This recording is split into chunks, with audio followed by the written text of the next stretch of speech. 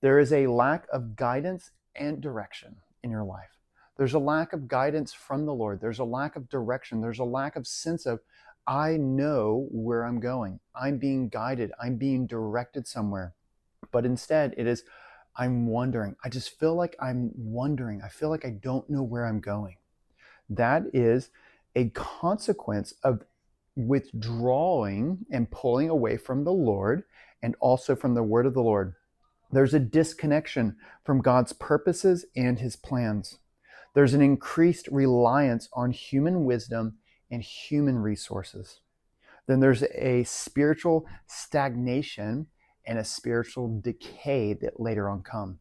When spiritual growth stops, it begins to stagnate, but it doesn't stay stagnated. It starts to decay when we are not in the word of the Lord and we are not with the Lord, and when we are not with a body of believers coming together to receive from the Lord.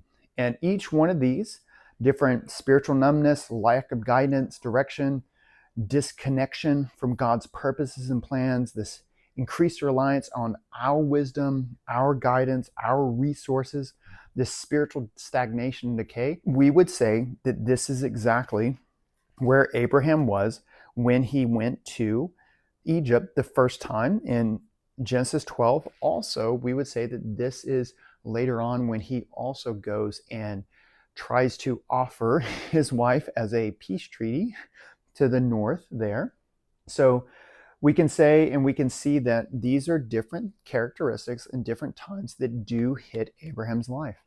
And the reason for that is because he's removed himself and he's taken steps back from trusting in the word of the Lord and trusting in the plan of the Lord.